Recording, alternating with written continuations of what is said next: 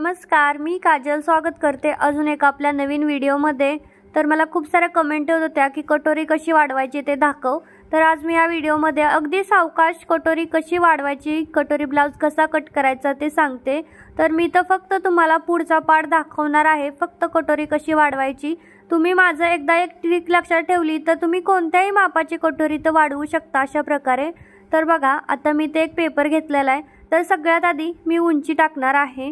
तर सगळ्यात आधी आपल्याला उंची टाकायची आहे। मी तर 14 इंच उंची टाकलेली आहे।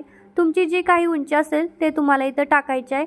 तर मी आता सध्याला 32 साईजची कटोरी तुम्हाला दाखवते, त्यामुळे मी 32 साईजची माप टाकते।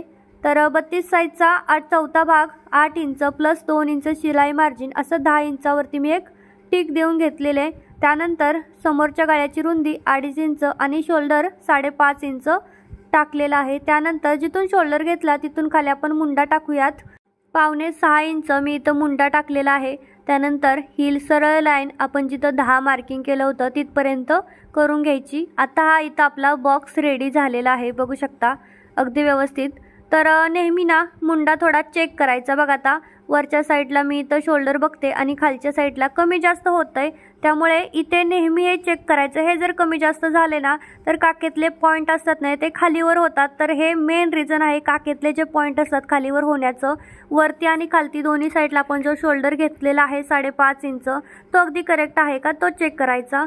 तर आता बघा, जिथं आपण मुंड्याचा पॉईंट घेतला तिथून वरती 2.5 इंचावरती एक मार्किंग करायची आणि पुढच्या लाईनला सुद्धा 2.5 इंचावरती मार्किंग करायची आणि आपल्याला समोरच्या भागासाठी 1 इंचावरती गोलाकार देऊन घ्यायचा आहे। बघा, मी मुंड्याला इथे व्यवस्थित गोलाकार देऊन घेतला। त्यानंतर आता मी समोरच्या गळ्याची उंची टाकते 6.5 इंच। सहजासहजी सर्व ब्लाउजची 6.5 इंचच उंची असते। तर आपल्याला समोरच्या गळ्याला सुद्धा इथे 1 इंचावरती गोलाकार देऊन घ्यायचा आहे। बघा व्यवस्थित, तर गोलाकार नेहमी व्यवस्थितच पाहिजेत, नाहीतर तो ब्लाउज अगदी परफेक्ट असा दिसत नाही। त्यामुळे थोडाफार लक्ष देऊन तुम्हाला इथं गोल गळे व्यवस्थित करून घ्यायचे असतात। तर आता बघा, हे चेक करायचं किती आहे। आपलं जे फिटिंगचा पॉईंट आहे ना तो 8 आहे।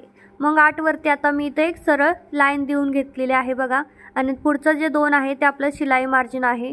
तर आता बघा, मेन इथं जे येतं कटोरीचं तो बघा आता। तर आता सगळ्यात आधी आपण जी क्रॉसपट्टी आहे ती टाकूयात। तर क्रॉसपट्टीसाठी आपल्या जे हुकाची बाजू असते तिकडनं आपल्याला 3 इंच आणि पुढच्या साईडनी 2.5 इंच अशी आपल्याला तिरकी इथं क्रॉसपट्टी टाकून लाईन ड्रॉ करून घ्यायची आहे। त्यानंतर तुम्ही इथं क्रॉसपट्टीला आकार सुद्धा देऊ शकता किंवा डायरेक्ट तशीच ठेवली तरी चालतंय। तर आकार सहजासहजी दिला तरी चालेल, नाही दिलात काहीच प्रॉब्लेम नसतो। तर आता ह्या लाईनचं बघा, काही जण काय करतात, जिथपर्यंत आपला 8 आलेला आहे फिटिंगचा पॉईंट तिथून अर्ध घेतात, म्हणजे 4। 8चा अर्ध किती झालं, 4। पण तसं न करता तुम्हाला पूर्ण पट्टीचा अर्ध घ्यायचा आहे, म्हणजेच की आपलं 10 पर्यंत शिलाई मार्जिन आहे तिथपर्यंत आपलं किती येते 10। तर आपल्याला 5 वरती पॉईंट देऊन जिथं आपली 5 वरती पॉईंट आलेला आहे तिथून वरती 2.5 इंचावरती एक लाईन ड्रॉ करायची आणि गळ्याच्या साईडनं 1 इंचावरती मार्किंग देऊन असा आपल्याला शेप तयार करायचा। बघू शकता व्यवस्थित असा मी इथं शेप ड्रॉ केलेला आहे कटोरीचा। आता इथं कटोरीचं आपलं ब्लाउजचं सर्व मार्किंग इथं रेडी आहे। आता आपल्याला हे कटिंग करून घ्यायचं आहे। तर बघा, खूप जणांच्या कंप्लेंट्स असतात की शोल्डर उतरतो, तर त्यासाठी काय करायचं असतं, आपल्या गळ्याची बाजू असते की नाही त्या साईडने 1.5 इंच कमी करून घ्यायचं आणि तिरकं लाईन ड्रॉ करून घ्यायची, म्हणजे तुमचा शोल्डर उतरणार नाही। जर शोल्डर उतरत असेल किंवा नॉड लावायची नसेल, काहींचं असतं की नॉड नाही लावायची आणि शोल्डरसुद्धा नाही उतरवला पाहिजे, तर त्यासाठी तुम्ही नेहमी आपल्या गळ्याच्या साईडनं आपल्याला इथे 1.5 इंच कमी करायचं असतं। खूप जण सांगतात मुंड्याच्या साईडने शोल्डरला कमी करा, तसं न करता गळ्याच्या साईडने तुम्हाला कमी करायचं आहे, तरच तुमचा इथे जो काही गळा आहे किंवा शोल्डर आहे ते उतरणार नाही खालच्या साईडला, खांद्याच्या साईडला। तर त्यासाठी एक गोष्ट लक्षात ठेवायची माझी। तर आता हे ब्लाउजचं मी व्यवस्थित कटिंग करून घेते बघा। तर मी इथं फक्त पुढचा पार्ट तुम्हाला दाखवत आहे, पाठीमागच्या भागाचा इथं काही नाही आहे। पुढचा पार्ट कसा कटिंग करते आणि कटोरी कशी वाढवायची ते सांगते। तर अगदी साध्या, खूप सोपं आहे कटोरी ब्लाउज कटिंग करणं, काहीच अवघड नाही। फक्त 2 ते 3 मिनिटांमध्ये तुम्ही पेपर कटिंग करू शकता कटोरी ब्लाउजचं। बघा, मी इथं 2च मिनिटांमध्ये कटोरी ब्लाउजचं मी पेपर कटिंग करून घेतलेलं आहे। तर आता आपल्याला ही कटोरी वाढवायची आहे, जी आपली नॉर्मल कटोरी आहे, बघू शकता। आता ही नॉर्मल कटोरी जी आहे जी आपण कट करून घेतली ती जशीच्या तशी दुसऱ्या पेपरवरती ड्रॉ करून घ्यायची, म्हणजे त्याचा शेप जसा आहे तसा व्यवस्थित असा ड्रॉ करून घ्यायचा। बघू शकता एकदम सावकाश जसाच्या तसा आकार आला पाहिजे त्यासाठी, तर एकदम सावकाश असा ड्रॉ करून घ्यायचा। आता हा शेप ड्रॉ झाल्याच्या नंतर तुम्हाला आता लक्ष द्यायची गरज आहे। तर सगळ्यात आधी काय करायचं, आपली जी हुकाच्या साईडची बाजू आहे त्या साईडने आपल्याला 1.5 इंचावरती वाढवून घ्यायची आहे कटोरी आणि पुढच्या साईडनी 1 इंचावरती, एकूण आपण 2.5 इंच कटोरी वाढवलेली आहे, लक्षात राहायचं। त्यानंतर ह्या पूर्ण लाईनचा मध्य काढायचा, मध्य जिथे येतो तिथून खाली 1.5 इंचावरती अजून एक मार्किंग करून घ्यायची आणि ह्या मार्किंग आहेत त्या अशा तिरक्या पट्टीने जोडून घ्यायच्या। बघा आता खूप जणांचं इथंच चुकतं, खूप जण काय करतात तर आता इथं आपण वरच्या साईडला गळ्याच्या साईडला सुद्धा अशा प्रकारे तिरकी लाईन ड्रॉ करून घेऊया आणि इथून आपल्याला 1 इंचावरती बरोबर असा आकार देऊन घ्यायचा आहे। बघा तर गळ्याच्या तिथे आपण कुठेही वाढवलेला नाही आहे, आपण थोडंसं अंतर सोडून मग खालच्या साईडला 1 इंचावरती वाढवलेला आहे। आता काय करायचं, इथून वरती आपल्याला आपला मध्य आला तिथून वरती 2.5 इंचावरती आपला कटोरीचा टक्स असणार आहे आणि त्या साईडला 1.5 इंचावरती ह्या साईडला 1.5 इंचावरती 2 मार्किंग करून घ्यायच्या, जेणेकरून की पुन्हा आपली कटोरी चुकणार नाही। आणि बघा मी व्यवस्थित मार्किंग करून घेतलेले आहे। तर आता आपली इथं कटोरी पूर्णपणे रेडी झालेली आहे वाढवून।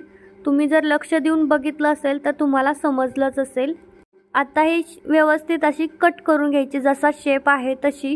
तर आपल्याला जेवढी कटोरी हवी होती तेवढी आपण इथं वाढवलेली आहे आणि तुम्ही कोणत्याही मापाची कटोरी अशीच वाढवायची आहे आणि एवढीच मापं घ्यायची आहेत, मग ती कोणत्याही मापाची कटोरी असू देत, 40ची असू दे 42ची असू दे, फक्त तुम्हाला 2.5 इंचच वाढवायची असते कटोरी खालच्या लाईनीतून। तर मी जसं सांगितलं तसं तुम्ही घेतलं तर नक्कीच येईल। तर आता जिथे आपण 1.5 इंचावरती मार्किंग केलं होतं तिथं आपल्याला छोटे कट्स द्यायचे आहेत, कारण की तेवढा आपल्याला टक्स पॉईंट दाबायचा असतो आतमध्ये, तर अगदी व्यवस्थित असा शेप येतो किंवा आपल्या कटोरीला जसा फुगा पाहिजे तसा येतो। तर आता ही झाली आपली 32 साईजची कटोरी। तर एकदम सावकाश इथं असं मी कटोरी कशी वाढवायची ते तुम्हाला दाखवलेलं आहे।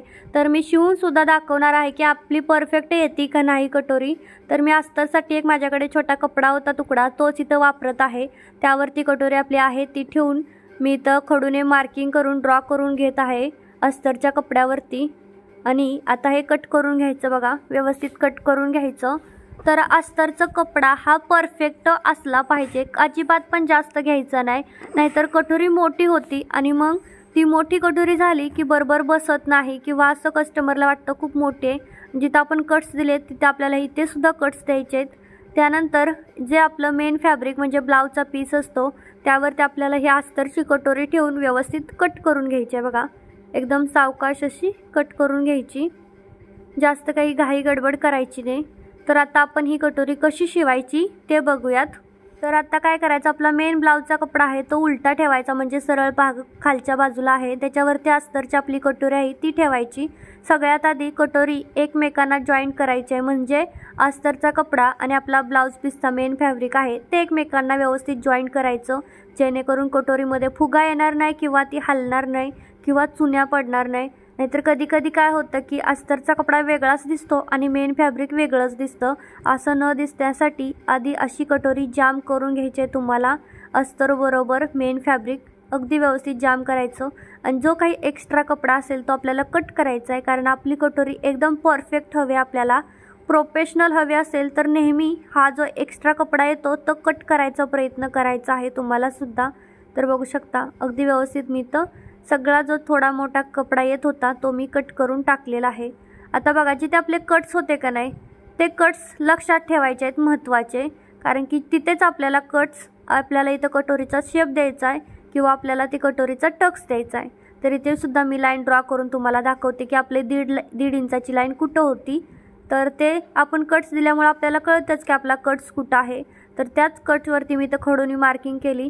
तर आता आपल्याला ही कटोरी 2.5 इंचावरती आपल्याला कटोरीचा टक्स द्यायचा आहे। बघा 2.5 इंचावरती मी लाईन ड्रॉ केली।